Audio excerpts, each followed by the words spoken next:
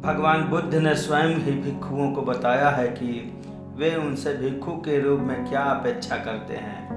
उन्होंने जो कहा वह इस प्रकार है, जो स्वयं को पाप से मुक्त किए बिना काषाय वस्त्र पहनने का इच्छुक है, जो संयम और सत्य की उपेक्षा करता है, वह काषाय वस्त्र के योग्य नहीं है।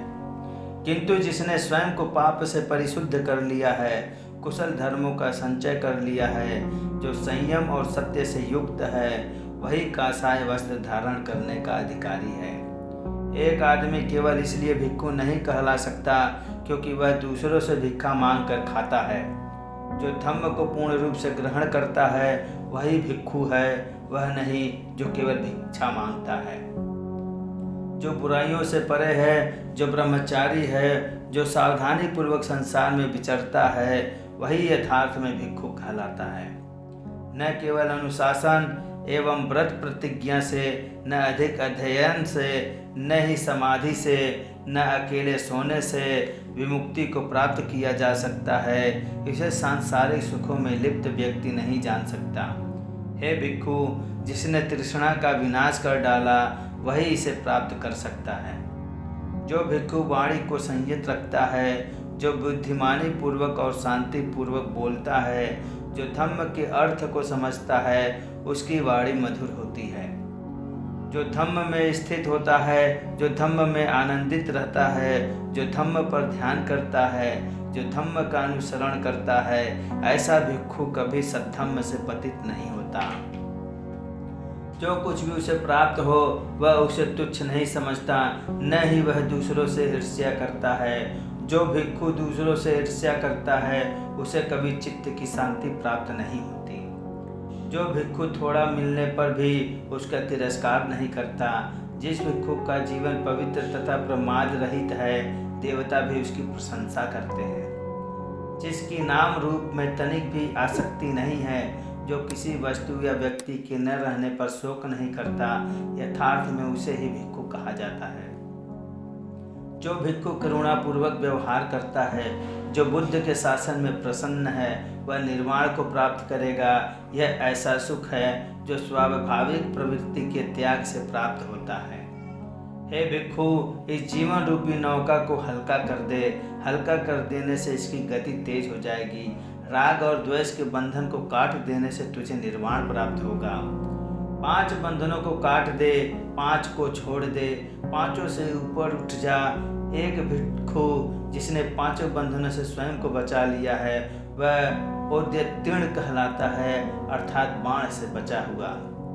भिक्षु, ध्यान लगा, प्रमाद मत कर, सावधान रह, ताकि तेरा चित्त काम सुखों में ही न घूमता रहे।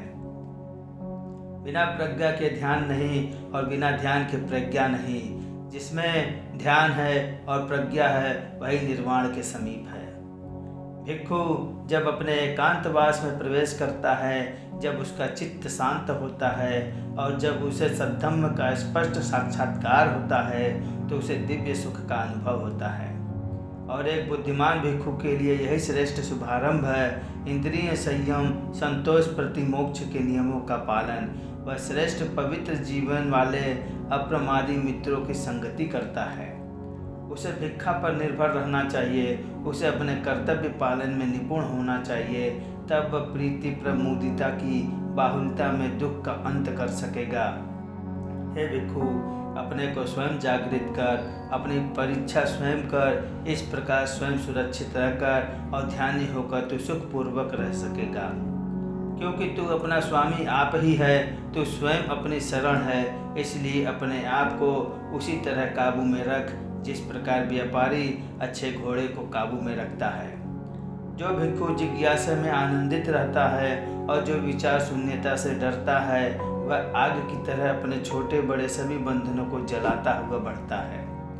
जो भिक्षु चिंतन में आनंदित रहता है और जो विचार शून्यता से डरता है, उसका पूर्णता से भरी स्थिति से पतन नहीं हो सकता।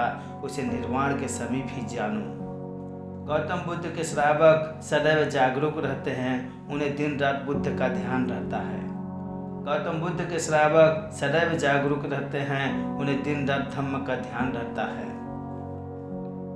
गौतम बुद्ध के श्रावक सदैव जागरूक रहते हैं, उन्हें दिन रात संघ का ध्यान रहता है। गौतम बुद्ध के श्रावक सदैव जागरूक रहते हैं, उन्हें दिन रात अपनी शरीर संबंधी क्रियाओं का ध्यान रहता है।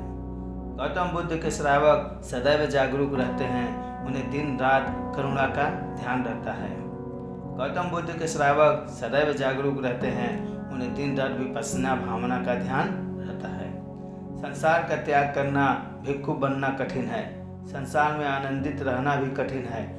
विहार में रहना भी दुष्कर है। घर में रहना भी दुखदाई है। अपने समान लोगों के साथ रहना और मिलकर सभी वस्तुओं का उपयोग करना भी दुखदाई है। प्रव्रजित का विचरण करना भी दुखदाई है। जो आदमी श्रद्धा युक्त है, जो शीलवान है, जो यशस्वी है, वह जहाँ जहाँ भी जाता है सम्मानित होता है। यही भिक्षु के नियम हैं। नमो बुद्धाय। जय भीम।